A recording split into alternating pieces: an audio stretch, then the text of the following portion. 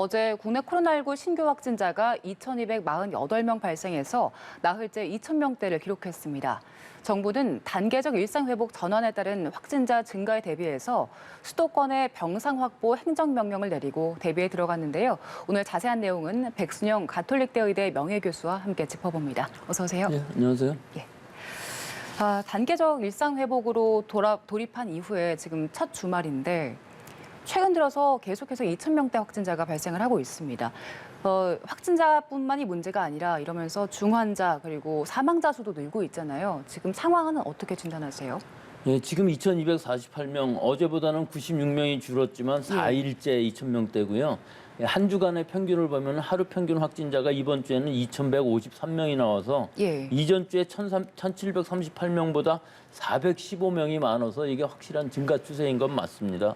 또 더 우려되는 부분들이 지금 위중증 환자가 어제 29명 늘어서 400명대가 되었거든요. 411명이 되었는데 이것은 8월 말 이후 9월 달 중에는 400명이 없었는데 계속 늘어나는 추세다. 특히 지난주 이후에 상당히 많이 늘어나서 위중증 환자 비율이 높아졌다는 것과 사망률 또한 늘어서 어제 20명이 돌아가셔서 11월 달 지금 5일 동안에 사망하신 분이 98명이에요. 그런데다가 10월 달에 사망하신 분이 361명이거든요. 이 사망이라는 것은 사실은 확진이 된 이후에 한두 달 지나서 대부분 사망하시기 때문에 상당히 후행성을 나타나지만 실제로 우리가 6월 이후에 누적 사망률을 보면은 0.4%를 넘고 있어요. 이것이 1월 달에는 약 3%였던 것이 예방접종이 완료되면서 급격히 떨어져서 6월이 되면 0.35%까지 떨어졌던 것인데 최근에 들어와서는 이 사망률이 높아지고 있다는 것은 확진자의 증가뿐만 아니라 위중증 환자 사망률 증가는 상당히 우려할 만한 수준이라서 우리가 이 단계적 일상회복으로 전환하면서 제일 중요한 것이 위중증 환자 사망자의 관리가 되어야 되는데 지금 지표로 보면은 이 지표들이 나빠지고 있어서 좀 위험한 상황입니다.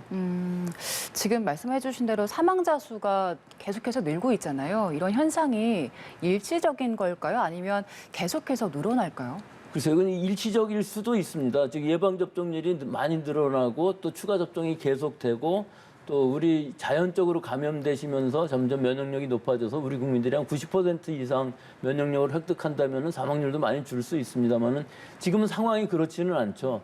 80% 정도 완료를 했지만 아직도 예방접종을 받으시지 않으신 고령층들이 많이 있고 또 예방접종 시간이 많이 지남에 따라서 들파 감염에 의해서 사망하시는 고령자 중에서도 특히 고위험군, 집단시설에 거주하시는 분들이 많이 사망을 하고 있으신 상황이라서 당분간은 이 추세가 유지가 될 것이기 때문에 확진자가 과연 얼마나 더 빨리 늘어나면서 이런 위중증 사망률이 잡히느냐 하는 것이 문제이기 때문에 서서히 늘어난다면 큰 문제가 없는데 지금 확진자 수가 다음 주가 되면 이 우리가 일상 방역을 완화한 이 11월 1일에 이 전환한 시기가 이제 시간이 지나면서 다음 주가 되면은 이 영향이 나타날 것으로 보이기 때문에 다음 주 중에 과연 확진자가 얼마나 늘어날 것이냐. 즉 지금 위중증 사망자만의 문제가 아닌 것으로 보이는 것이 이 비율 자체가 떨어지고 있지 않기 때문에 급격히 환자 수가 증가한다면은 위중증 사망자 입원율도 또 늘어날 수밖에 없고 이 임상에서의 이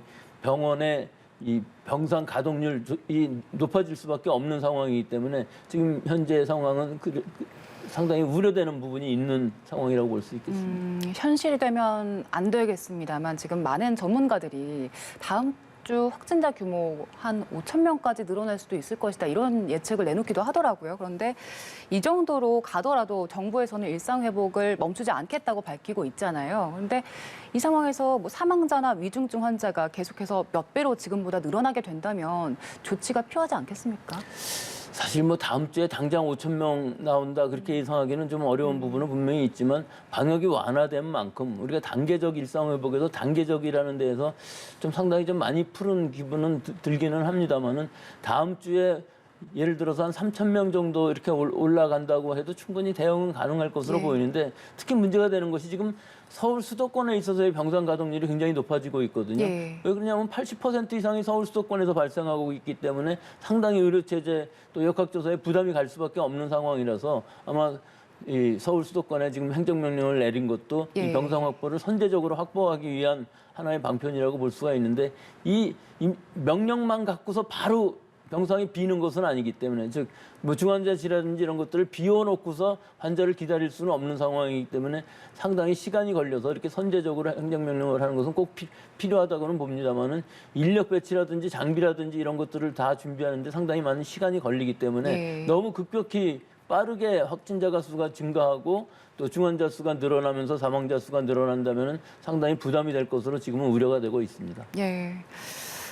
그리고 지금 신규 확진자들 특징을 보면 그 10대들이 굉장히 많더라고요. 4명 중 1명이 10대 소아청소년이었는데 지금 수능 시험도 앞두고 있고 20일부터는 전면 등교가 시작되기 때문에 이 추세를 저희가 눈여겨봐야 될 것 같습니다. 근데 백신 접종을 많이 하지 않았잖아요. 그래서 이 부분에 대한 좀 대책도 필요할 것 같은데요.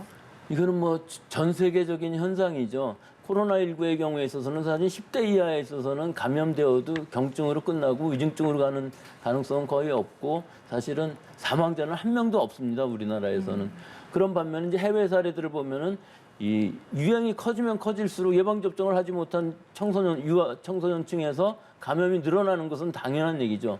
더구나 우리나라는 지금 22일부터 전면 등교를 예정하고 있는 데다가 예방접종률은 그다지 높지 않은 상황이라서 상당히 감염이 많아질 상황은 되고 있죠. 하지만 이 이득과 예방접종을 받았을 때의 이득과 또 이 부작용의 사례에 대한 이 위험성 이것을 비교해 보면은 유행 상황이 커지면 커질수록 이득이 높아질 수밖에 없죠. 우리 이 어린 아이들 12세부터 지금 17살 사이에 접종에 있어서 16세, 17세만 해도 거의 성인에 가까운 데 비해서 12세, 15세는 사실은 체구도 왜소하고 또 여러 가지 부작용 위험들을 감수할 만한 상황이 안 된다고 생각하는 부모님들도 많을 수밖에 없기 때문에 어느 나라나 굉장히 낮습니다. 우리나라도 12세, 15세는 예약이 30% 정도 되는데 이것도 상당히 저는 높다고 생각을 해요.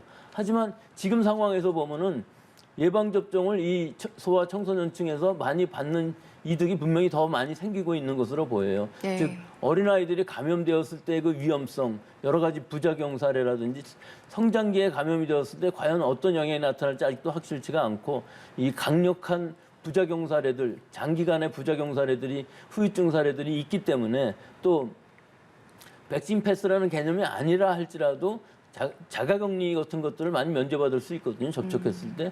또 학원이라든지 학교에 대면 수업하는 것이 굉장히 편해지는 부분들이 있고 하기 때문에 적어도 한 번 정도는 맞는 것이 여러 가지 면에서 좋은 선택지가 될 수도 있을 것으로 보이기 때문에 뭐 30% 정도는 2번 다 맞는 것으로 하였지만 일단 12세, 15세에 있어서도 한 번 접종을 받으시면은 감염이 된다 할지라도 경증으로 끝날 수가 있고 그것을 뭐 추가 접종이라고 생각해도 되시기 때문에 가능한 한 지금 같은 유행 상황이 커진다면은 젊은 층에서도 어린 층에서도 맞는 것이 더 이득이 커질 수 있는 상황이라고 볼 수가 있습니다만 다만 어린아이들 특히 남자아이들 같은 경우는 심근염, 심낭염 위험성이 높을 수가 있기 때문에 이 부분에 대해서는 예방접종은 부모님들이 잘 관찰하셔서 아주 가벼운 통증이라든지 또는 호흡곤란이라든지 두근거림이라든지 좀 압박감이라든지 이런 사소한 증상이라도 일단 조기에 진단을 받으면은 경증으로 끝나는 상황이 대부분이었기 때문에 아직까지 사망 케이스도 없는 것이고 또 그렇기 때문에 이런 부분들의 관찰을 잘 하면서 접종을 주의해서 받는 것도 좋겠다고 생각합니다. 네, 일단 접종으로 인한 이득이 더 크다 이렇게 정리해 볼 수가 있을 것 같고요. 이렇게 10대 감염 비율이 좀 늘어나면서 정부에서는 500명 이상 대규모 공연에 한해서는 18세 미만 그 미접종자들에 대해서 백신 방역 패스를 적용하기로 했잖아요. 근데 500명이 기준인데 이 조치는 어떻게 평가하세요? 이 사실 18세 미만은 지금 방역 패스에서 제외를 했기 때문에 어디든지 아이들을 데리고 갈 수 있는 상황인데 만약 500명 이상의 공연장에서 뭐 이 방역 패스가 필요하다면 48시간 이내에 발행한 이 진단 그 음성 진단서가 필요한 상황이 되겠죠. 그런데 지금 이 500명이라는 것도 사실은 정기 공연 시설, 예술의 전당과 같은 데에서 하는 공연들은 뭐 방역 패스가 필요 없다고 해요. 하지만 임시로 만든 야외 잔디밭이라든지 체육관에서 하는 이런 공연 같은 경우에는 꼭 방역 패스가 필요하다고 그러니까 뭐 어느 면에서 보면 유행의 확산을 막기 위해서는 필요한 부분이지만 좀 더 강력하게 지금 조치를 하는 것으로 보이고 이 부분에 대해서는 앞으로 18세 미만에 대해서 강력하게 권고하지 않으면서 이 방역 패스를 한다는 것은 상당히 불편감은 느낄 수 있습니다. 예. 애들을 데리고 갈 때 그 아이를 진단검사를 받게 해야 되는 것이고 이틀에 한 번씩 받아야 되기 때문에 그 공연을 위해서 받는 이런 상황이 되기 때문에 뭐 좀 불편하시더라도 지금 방역 당국의 정책이기 때문에 이 부분에 있어서는 500명 이상의 공연들에 대해서는 이 방역 패스가 필요하다는 건 뭐 지금은 어쩔 수 없는 상황인 것으로 보입니다. 이 유행 상황이 점점 나빠지고 있는 상황에서는 이런 조치들이 좀 더 강력하게 갈 수도 있겠죠. 이 조치가 그 정규 시설이랑 비정규 시설이랑 다르게 적용이 되잖아요. 근데 인원이 500명 이상 많이 모이면 위험한 건 똑같은데 왜 이런 차이를 둔 걸까요?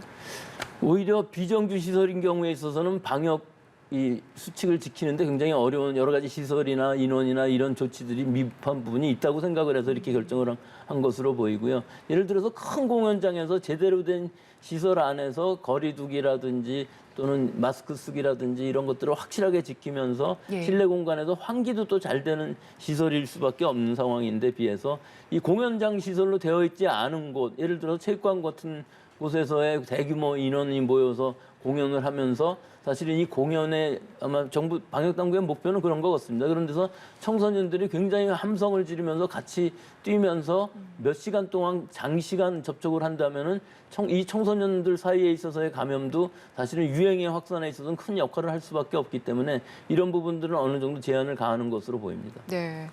그리고 이제 조건부로 그 집회도 허용이 됐잖아요. 근데 지금 주말에 상당히 많은 집회가 예정이 되어 있습니다. 총 3천여 명 규모의 20여 개 단체가 신고를 했는데 경찰이 일단 신고 인원을 초과할 시에는 규제를 하겠다고 했지만 많은 인원이 모이게 되면 방역 수칙을 위반할 우려도 좀 있을 것 같아요.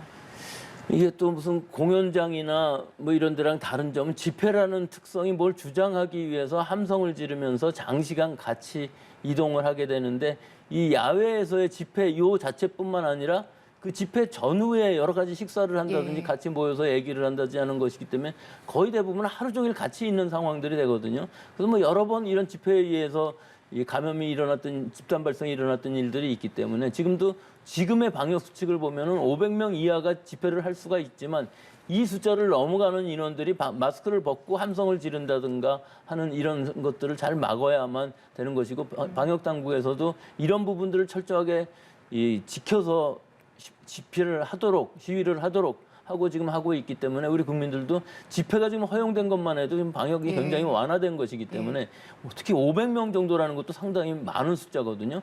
그리고 여기 한 가지 좀 우려가 되는 부분들은 이 500명씩 개별적으로 해서 한 3,000명 정도가 한다고 그러는데 이게 과연 다 다른 각계의 단체인지 이것을 따로따로 쪼개기를 해서 집회 신고를 한 것인지가 좀 불안한 부분들이 있어서요. 같은 장소에서 두 단체가 하는 걸로 해놓고서 그것이 한 단체라고 그러면 결국 1,000명이 모이는 꼴이 되거든요. 그러니까 이런 부분들을 아마 방역당국에서는 우려하고 있는 것으로 보여서 집회를 하더라도 지금의 방역 수칙만이라도 잘 지켜야 되겠습니다. 예.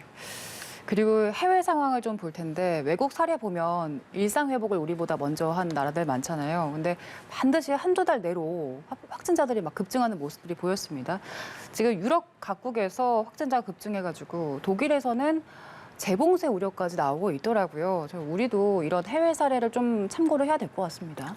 참고는 해야 되는데 해외 사례랑 좀 많이 다른 것 같습니다. 80%가 넘는 예방접종을 가진 나라들도 사실은 확진자 발생이 뭐 수십 배씩 막 늘어나는 경우, 특히 싱가포르 같은 경우는 사망자만 해도 뭐 수십 명씩 나오는 상황이 됐거든요.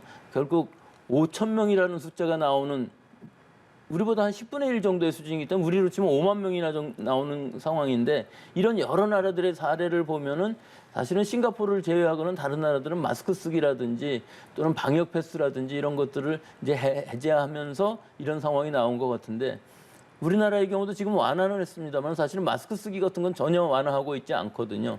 또 방역 패스도 일부 적용을 하고 있기 때문에 상황이 나빠지면 나빠지는 만큼 이런 여러 가지 방역 수칙들을 좀 더 강화할 필요가 있고 또 방역 수칙 중에서도 이 백신 패스 같은 거 지금 우리는 방역 패스라고 하지만 이 방역 패스의 적용 대상도 조금 더 넓히면서 이것을 확대한다는 의미는 결국은 미접종자들을 감염으로부터 보호하는 효과가 있기 때문에 어느 정도 유행의 확산을 막을 수 있는 부분들이 있어서 또 피해를 최소화할 수가 있죠. 미접종자들이 감염되면은 위중증 사망 가능성이 높기 때문에 좀 더 탄력적으로 좀 천천히 가는 것이 필요한 것이 우리나라의 상황이고 우리나라에서 잘 한다면은 뭐 세계 거의 최초가 될 수 있는 이 방역 완화로 일상 회복에 돌아갈 수 있는 나라가 될 수 있을 것으로 보이는데 아직은 우려할 점이 많은 시기라고 볼 수 있겠죠. 예. 그동안에는 우리가 백신에 의존을 해왔는데 이제 알약도 조금씩 개발이 되고 있잖아요. 화이자에서 개발한 먹는 코로나 치료제가 사망 확률이나 입원 확률을 89% 거의 90% 가까이 줄여주는 걸로 나타났습니다. 지금 이 정도 수준이라면 우리가 게임 체인저로 기대를 해볼 수 있을까요? 예, 이게 굉장히 획기적인 결과가 나왔네요. 지금 파이자 개발 중인 먹는 치료제 팍스로비드라는 약은 이 단백질 합성을 막는 약이거든요. 예. 그래서 에이즈에서 많이 사용되었던 리트노비아라는 약이랑 같이 사용을 함으로 해서 치료 효과를 얻을 수 있는 것인데 이것은 머크의 치료제와 달리 부작용의 기전도 갖고 있지는 않습니다. 그래서 굉장히 안정할 수가 있고 머크 치료제인 경우에는 사실은 50% 정도의 예방률을 나타내고 있는데 이 파이자 백신의 경우는 복용했을 때 0.8%가 입원했는데 사망자는 없었고요. 대조군은 7%이기 때문에 89%의 예방 효과를 가지고 있으면서 뭐 가격은 아직까지 뭐 잘 알려져 있지는 않습니다만 상당히 비싸겠죠. 하지만 사흘 이내 증상 발현 후 사흘 이내에 복용을 한다면은 하루에 3알씩 2번 사흘간 복용함으로 해서 이런 획기적인 효과를 나타낸다면은 상당히 게임 체인저가 될 수 있는 가능성은 높은데 문제는 예. 물량이겠죠. 이게 예. 얼마나 만들 수 있는지. 파이자는 대규모 제약회사이기 때문에 많은 물량을 만들 수 있을 것으로 보입니다만은 우리나라에서 예산으로 잡고 있는 것은 지금 지난번 머크 사건을 20만 명분 정도 선구매를 했기 때문에 앞으로 20만 명 정도 이거 확보할 수 있다면은 우리나라에서도 이 경구치료제로서 재택 치료를 하는 데 있어서는 상당히 도움이 될 수 있는 약으로 보이지만 아직까지 뭐 승인 신청을 한 것은 아니기 때문에 FDA에서 승인이 언제쯤 날지 아마 올해 안으로는 어려울 것으로 보이고 내년 초라도 이 경구치료제가 우리나라에 도입될 수 있다면은 재택 치료 또 일상 회복으로 돌아가는 데는 굉장히 중요한 역할을 할 수가 있고 특히 위중증화율 사망률을 줄이는 데는 지금의 사망률 위중증화율이 우리나라 굉장히 지금 뭐 외국에 비해서는 그렇게 높은 편은 아닙니다만 증가 추세에 있는 것을 막을 수 있는 좋은 방법이 될 수는 있다고 볼 수 있겠습니다. 예, 오늘 이야기는 여기까지 나눠보겠습니다. 지금까지 백순영 가톨릭대 의대 명예교수와 함께했습니다. 고맙습니다.